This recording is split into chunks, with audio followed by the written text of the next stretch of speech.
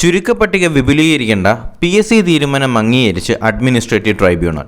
ഇത് നമ്മുടെ ഇന്നത്തെ മലയാള മനോരമയ്ക്കകത്ത് വന്നിട്ടുള്ള ഒരു ന്യൂസ് ആർട്ടിക്കിളാണ്. അപ്പോൾ ഇതിനകത്ത് പറയുന്നുണ്ട് ചുരുക്കപ്പട്ടിക വിപുലീകരിക്കേണ്ടെന്ന് പറയുന്നുണ്ട്.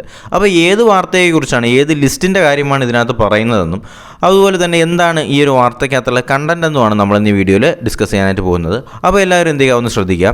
അപ്പോൾ PSCയുടെ ചുരുക്കപ്പട്ടിക വലിപ്പം കൂട്ടണമെന്നുള്ള ആവശ്യം നിലനിൽക്കില്ലെന്ന് കേരള അഡ്മിനിസ്ട്രേറ്റീവ് ട്രൈബ്യൂണൽ വ്യക്തമാക്കിയിട്ടുണ്ട്. ചുരുക്കപ്പട്ടിക സംബന്ധിച്ച PSCയുടെ തീരുമാനം നിയമാനുസൃതമാണെന്നും അവർ പറയുന്നു. പട്ടിക വിപുലീകരിക്കണമെന്ന ആവശ്യം തള്ളിയെന്ന് PSC സെക്രട്ടറി അറിയിച്ചിട്ടുണ്ട്.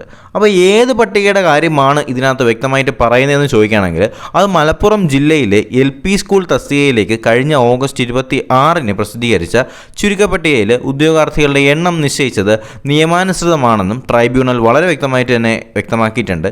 കഴിഞ്ഞ ഡിസംബർ 8-നാണ് ഇത് സംബന്ധിച്ച ഉത്തരവിറക്കിയത്. മലപ്പുറം ജില്ലയിൽ ചുരുക്കപ്പട്ടിക തയ്യാറാക്കിയപ്പോൾ 477 ഒഴിവുകളാണ് ഉണ്ടായിരുന്നതെന്നും അതുപോലെ അതനുസരിച്ച് ഉദ്യോഗാർത്ഥികളെ ഉൾപ്പെടുത്തിയിട്ടില്ല എന്നും പട്ടികയുടെ വലിപ്പം കൂട്ടാൻ ഉത്തരവിടണമെന്നും ആവശ്യപ്പെട്ട് ഉദ്യോഗാർത്ഥികൾ എന്ത് ചെയ്തു, ട്രൈബ്യൂണലിനെ സമീപിച്ചു. ഓക്കെ, അപ്പോൾ നടന്ന എന്താണെന്ന് മനസ്സിലായല്ലോ.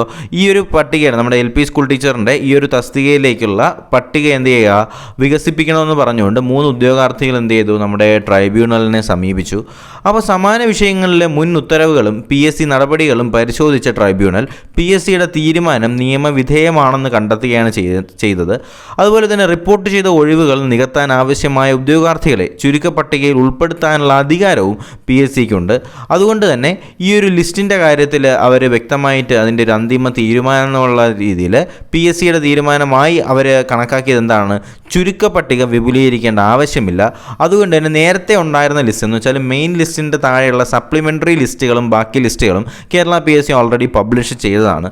അതുകൊണ്ട് തന്നെ ഇനി ഒഴിവുകൾ ഉണ്ടെങ്കിൽ എന്ന് വെച്ചാൽ പ്രതീക്ഷിത ഒഴിവുകൾ കൂടുകയാണെങ്കിൽ ബാക്കി ഒഴിവുകൾ ഫില്ല് ചെയ്യാനായിട്ട് നേരത്തെ നടത്തിയിട്ടുള്ള മെയിൻ ലിസ്റ്റിൻ്റെ സപ്ലിമെൻ്ററി ലിസ്റ്റുകൾ ഉപയോഗിക്കുമെന്ന് പറയുന്നുണ്ട്. ഓക്കെ, അതുകൊണ്ട് തന്നെ എന്ത് ചെയ്യുകയാണ്, ചുരുക്കപ്പട്ടിക വിപുലീകരിക്കണമെന്ന് പറയുന്ന ഒരു ആശയത്തിന് ഇവിടെ പ്രസക്തി ഇല്ലാതെ പോവുകയാണ്. ഓക്കെ, അപ്പോൾ ഇതാണ് നമ്മുടെ PSC തീരുമാനം അംഗീകരിച്ച അല്ലെങ്കിൽ നമ്മുടെ അഡ്മിനിസ്ട്രേറ്റീവ് ട്രൈബ്യൂണൽ അംഗീകരിച്ച ചുരുക്കപ്പട്ടിക വിപുലീകരിക്കേണ്ട എന്ന് പറയുന്ന ഈ ഒരു കാര്യത്തിനകത്ത് ഉൾപ്പെടുത്തിയിട്ടുള്ളത്.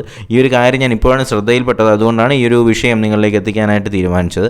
എന്തായാലും ഇതുപോലുള്ള നോട്ടിഫിക്കേഷൻസും ക്ലാസ്സുകൾക്കുമായിട്ട് എന്ത് ചെയ്യുക, ചാനൽ സബ്സ്ക്രൈബ് ചെയ്യുക, ബെൽ ബട്ടൺ കൂടി എനേബിൾ ചെയ്തിരുന്നാലേ ഞങ്ങൾ അപ്ലോഡ് ചെയ്യുന്ന വീഡിയോസും ക്ലാസ്സുകളും നിങ്ങൾക്ക് നോട്ടിഫിക്കേഷനായി ലഭിക്കത്തുള്ളൂ. എന്തായാലും പുതിയൊരു ക്ലാസ്സും വീഡിയോ ആയിട്ട് ഉടനെ തന്നെ കാണാം. അതുവരേക്കും എല്ലാവർക്കും ഗുഡ് ബൈ.